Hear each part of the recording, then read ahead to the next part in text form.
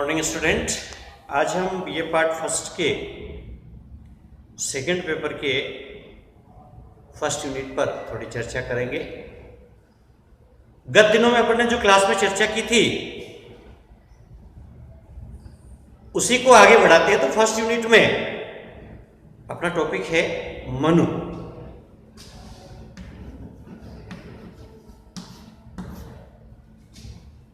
विद्यार्थियों, एक बात को हमारे को ध्यान में रखना है। बी पार्ट फर्स्ट में जितने भी गर्ल्स है बॉयज है उनका अलग अलग ग्रुप बना हुआ है, सभी जुड़े हुए हैं।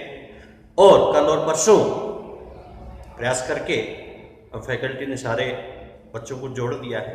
फिर भी किसी का व्हाट्सएप नंबर चेंज हो गया है और वो आपका परिचित है तो हम में से किसी एडमिन को भेज करके आप वो नंबर जुड़वा सकते हैं। ज़्यादा से ज़्यादा इस वीडियो को जितना देखेंगे उतने ही अच्छे आपको अंक आएंगे। निश्चित रूप से ये कोरोना जो है वो केवल हमारी एक ही परीक्षा नहीं ले रहा है, कई प्रकार की परीक्षा ले रहा है।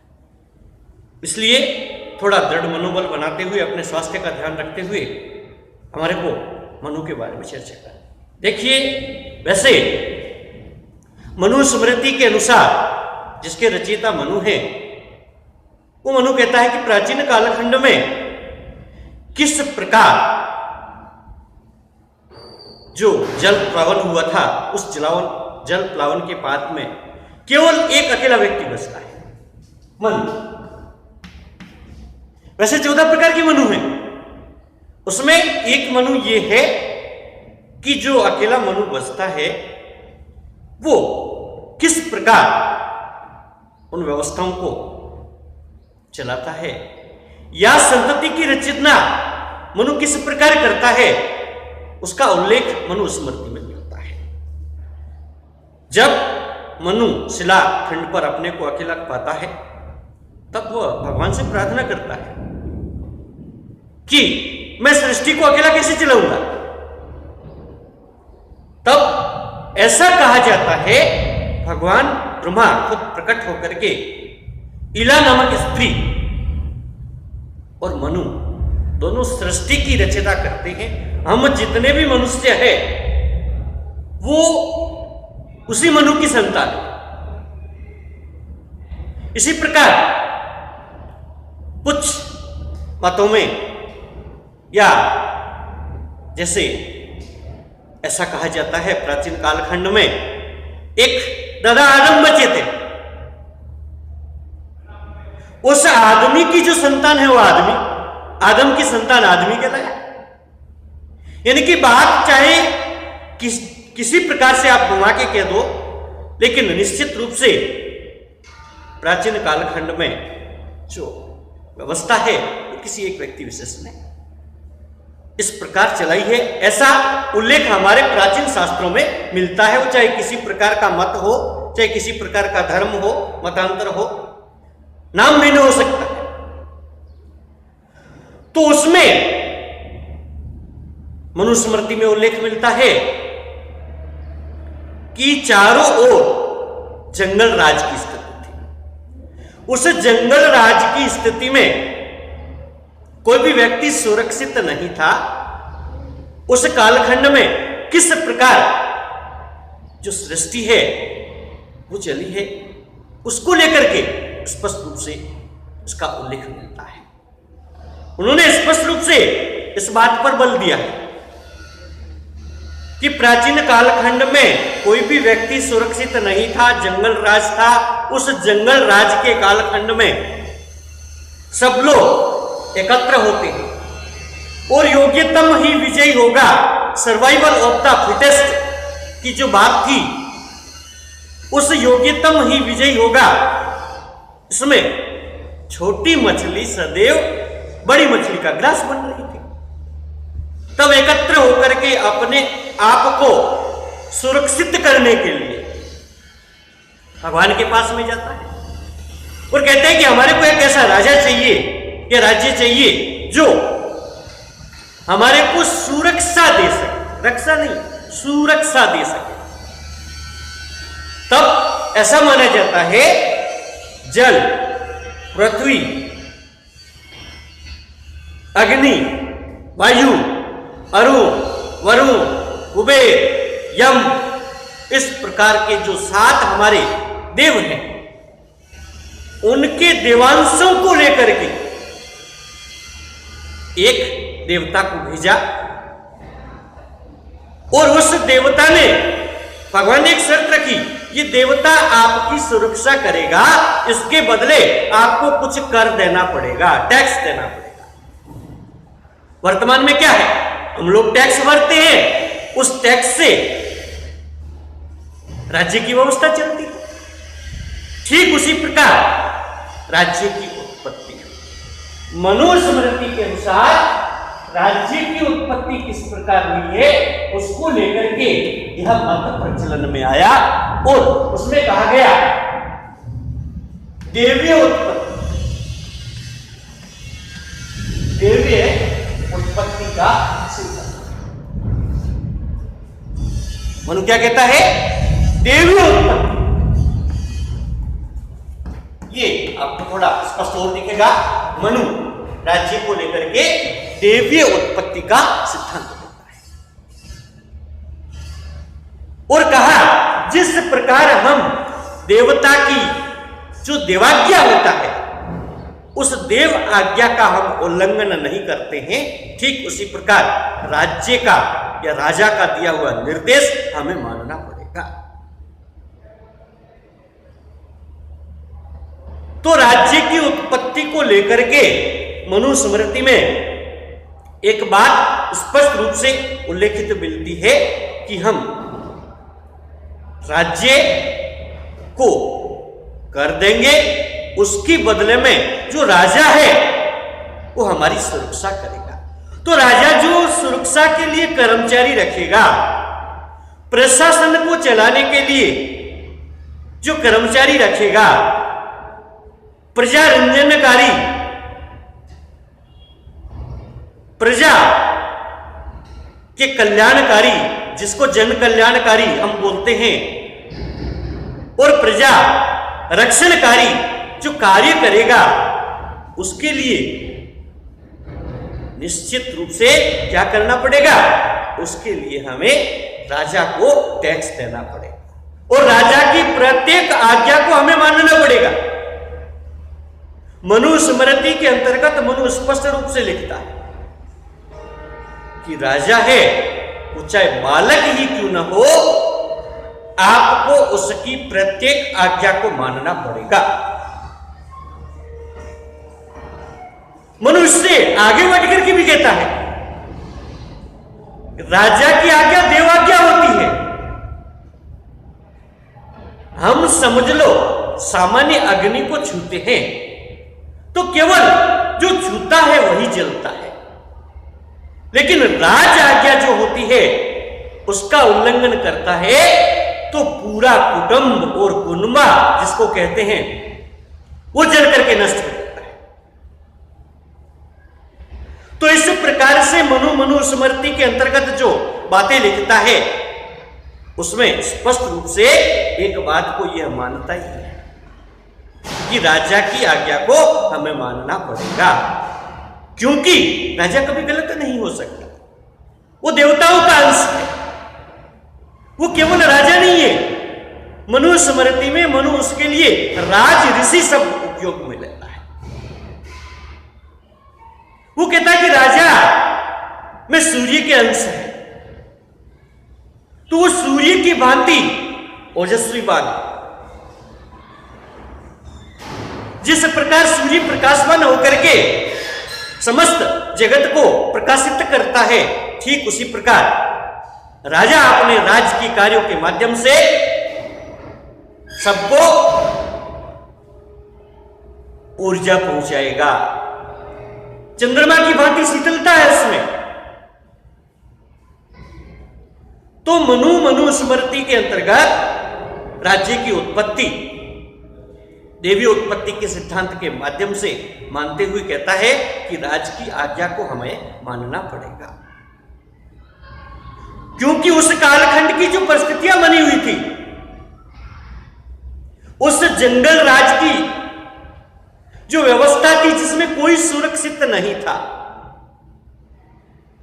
प्रत्येक व्यक्ति पर कच्चे धागे से बंधी हुई नग्न तलवार लटकती रहती थी। ये बात स्पष्ट है कि कच्चा धागा है तो निश्चित रूप से टूटेगा, और तलवार नग्न है, जिस पर गिरेगी उसका सिर अलग होगा। फलतः हमें क्या करना है? इस अघोषित युद्ध के परिवेश से छुटकारा पाने के लिए हमें अपने आप को सुरक्षित करने के लिए क्या करना पड़ेगा? उस राजा की आज्ञा को मानना पड़ेगा, राज आज्ञा को मानना पड़ेगा। तो जब राजा अस्तित्व में आ जाता है तो मनु कहता है उसका प्रमुख कार्य क्या है? सुरक्षा का। क्योंकि राज्य की उत्पत्ति केवल इसीलिए हुई है। मनुस्मृति में क्या लिखा है? राज्य की उत्पत्ति सबसे पहले जो मूल कारण था वो क्या था? मूल कारण था सुरक्षा। प्रत्येक व्यक्ति उस अघोषित युद्ध में जो परिवेश है, उस वातावरण में कोई भी सुरक्षित नहीं है, ऐसे में रहना नहीं चाहता था। इसलिए उससे छुटकारा पाने के लिए सभी लोग एकत्रित होकर के कहां जाते हैं? राजा के पास में जाते हैं, और राजा जो है उनको सुरक्षा प्रदान करता है। अब जो राजा है दूसरा काम कौन सा करेगा? दूसरा जो राजा काम करेगा वो प्रजारंजनकारी। मनुस्मृति में जो शब्द का उल्लेख है वो क्या है? प्रजारंजनकारी, यानी कि जन कल्याणकारी। जन कल्याणकारी के कार्य कौन से होते हैं? तो उसमें मनुस्मृति में मनु लिखता है कि उस कालखंड के जो परिवेश था, उस परिवेश में काम, अर्थ और जो मोक्ष है इसको बहुत महत्व दिया। प्रत्येक व्यक्ति अर्थ, काम और मोक्ष की प्राप्ति के लिए सतत कार्य करेगा। इस प्रकार के जो 4 आयाम हैं इससे कुछ इन्हीं चारों ही आयामों को संपन्न करने के पश्चात जो ये पुरुषार्थ है, इसको करने के पश्चात जन कल्याणकारी राज्य को प्रतिष्ठित करने के लिए हमें क्या करना पड़ेगा? जन कल्याणकारी राज्य को प्रतिष्ठित करने के लिए हमें अप्राप्य को प्राप्त करना। क्या है? अप्राप्त, जो प्राप्त नहीं है। तो अप्राप्त में धन हो गया, या विजिगीषु राजा है तो भूमि हो गई। विजिगीषु का तात्पर्य जो विजय की आकांक्षा रखता है, अपने मित्र राज्यों की संख्या बढ़ाने का जो प्रयास करता है, सतत प्रयास करता है। अप्राप्त को प्राप्त करना। अप्राप्त का मतलब जो राजस्व या जो भूमि है उसको अप्राप्त होगा। प्राप्त को संरक्षित करना। सामान्य सी बात है, पैसा है या धन है उसको प्रत्येक व्यक्ति संरक्षित नहीं रख सकता। यह मनुष्य की प्रवृत्ति है। हमारे यहां जो व्यवस्थाएं बनी है वो असंगत या अनुचित नहीं है। प्रत्येक व्यक्ति पैसे को नहीं बचा सकता है। लक्ष्मी के जो पुत्र होते हैं, लक्ष्मी निवास होते हैं, जिसको महाजन बोला जाता है, वही पैसे को बचा सकता है। तो लक्ष्मी इन्हीं में निवास करती है। उसका कारण है, आप सेवाकारी कोई भी देख लीजिए, छोटी सी प्याऊ से लगा करके, हॉस्पिटल से लगा करके, स्कूल से लगा करके, या जितने भी सार्वजनिक उपक्रम हैं जो सेवा कार्य जो हो रहे हैं वो केवल एक ही कम्युनिटी करती है क्या? पैसा दूसरी कम्युनिटी के पास नहीं है? है, लेकिन वो नहीं करती। इसी कारण लक्ष्मी का निवास केवल उसी कम्युनिटी में रहता है। दूसरी मार्शल कम्युनिटी के पास में यदि पैसा आता है ना तो उसका वो दुरुपयोग करेगा। अप्राप्त को प्राप्त करना, प्राप्त को संरक्षित करना, संरक्षित को संवर्धित करना, संरक्षित को क्या करना? संवर्धित करना, यानी कि उस पैसे को बढ़ाना। दूसरी किसी मार्शल कम्युनिटी के पास में पैसा आएगा तो वो आपस में लड़ पड़ेंगे, यथासंभव बाई लड़ पड़ेंगे। लेकिन ये जो सेवा कार्य करते हैं समाज के लिए, विद्यार्थियों में आपको एक उदाहरण दे रहा हूं। भारत आजाद हुआ ना, उस समय कोई सरकारें थोड़ी थी, न कोई एसडीएम था, न कोई तहसीलदार था, न कोई कलेक्टर था, तो पूरे भारत की व्यवस्था ही कैसे चली? पैसा भी नहीं था। उस समय इस कम्युनिटी के लोग आगे आए, उन्होंने न केवल पैसा दिया सरकार चलाने के लिए, बल्कि अपने लोग दिए कि ये लोग कल्याणकारी राज्य को प्रतिष्ठित करने के लिए हमारे कर्मचारी आप ले जाओ, इनका वेतन हम देंगे। उसमें जमशेदजी जो टाटा है उनका नाम सबसे अग्रणीय था। तो इस प्रकार अप्राप्त को प्राप्त करना, प्राप्त को संरक्षित करना, संरक्षित को संवर्धित करना। जब संवर्धित हो जाए तब उसको उचित प्रक्रिया के माध्यम से सदपात्रों में बांटना।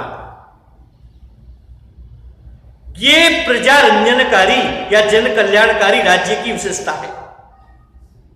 मनुस्मृति के अंतर्गत जो मनु लिखता है कि प्रजा रंजनकारी या जन कल्याणकारी राज्य किस प्रकार प्रतिष्ठित होगा? अप्राप्त को प्राप्त करना, प्राप्त को संरक्षित करना, संरक्षित को संवर्धित करना और संवर्धित को उचित प्रक्रिया के माध्यम से सदपात्रों में बांटना।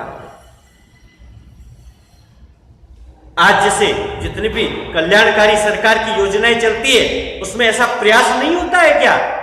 जो गरीब है उस तक लाभ पहुंचे, चेष्टा करती है गवर्नमेंट और दृढ़ मनोबल से करती है।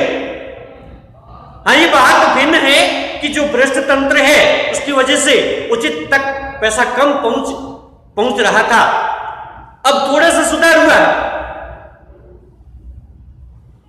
तो मनुस्मृति में इस प्रकार लोक कल्याणकारी राज्य को प्रतिष्ठित करने का प्रयास किया गया है और जो पूरा राज्य व्यवस्थित रूप में चलेगा उसके भी महत्वपूर्ण 7 अंग बताए हैं।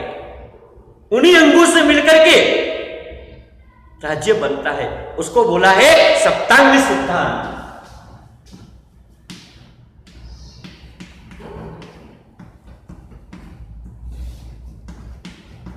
क्या बोला है? सप्तांग सिद्धांत, राज्य का सप्तांग सिद्धांत। 7 अंग। कौन सा? सबसे पहला राजा, महामंत्री, दुर्ग, जनपद या राज्य, कोष, दंड और मित्र। ये 7 ही अंग मिलकर के राज्य की संपूर्ण व्यवस्था को, जो राज्य की न केवल सुरक्षा करे बल्कि प्रजा रंजनकारी राज्य प्रतिष्ठित करे, उसकी दृढ़ मनोबल से, निष्ठा से प्रयास। मनुस्मृति में लिखता है राजा प्रथम जो अंग है वो राज ऋषि है, क्योंकि वो संपूर्ण जो हमारे देवता है, जो 9 ग्रह है, उन 9 ही ग्रहों के कुछ न कुछ अंशों के माध्यम से, देवांशों के माध्यम से वो राजा। इसलिए उस राज ऋषि जहां जरूरत है वहां प्रजा में भय होना चाहिए, ताकि किसी प्रकार के समाज कंटक साम्राज्य में किसी प्रकार का अपराध न कर सके, समाज की व्यवस्थाओं को भली तरह से चलाने का प्रयास कर। मनु स्मृति के अंतर्गत मनु इस बात को भी लिखता है कि राजा का सहयोग करने के लिए एक मंत्री होना चाहिए। मंत्री उच्च कुल में संपन्न कुल में, और जिसके पिता और पितामह यानी कि पिता और दादा पहले मंत्री रह चुके हैं, ऐसा विरासत वाला मंत्री होना चाहिए। तो उसमें उसने ये चेष्टा की है कि यथासंभव ब्राह्मण कुल में जन्मा हुआ व्यक्ति मंत्री होना चाहिए। वो चेष्टा निश्चित रूप से जो प्रयास है वो फलीभूत भी होता है। वो कहता है यदि ब्राह्मण कुल में उच्च कुल में उत्पन्न मंत्री होता है तो निश्चित रूप से वो सत्कार्य करता है, क्योंकि उसके विरासत में उसके खून में इसी प्रकार सेवा कार्य मानव धर्म के अनुरूप कार्य करना उसके चिंतन में और उसके खून में होता है। मनु स्मृति में मनु स्पष्ट रूप से इन बातों पर बल देता है। वो कहता है कि जो ब्राह्मण है, उच्च कुल में उत्पन्न है, वो मंत्री और दूसरा राष्ट्र ऋषि राजा दोनों ही राज्य रूपी रथ को संचालित करने के पहिए हैं। यानी कि राज्य रूपी रथ किस पे चलेगा? राज्य रूपी रथ चलेगा मंत्री और राजा के माध्यम से। वो कहता है कि जनपद यानी कि जनता का पद, उसमें जो राजा है वो प्रजा सहित अधिवास उस क्षेत्र में कर रहा। दुर्ग के अंतर्गत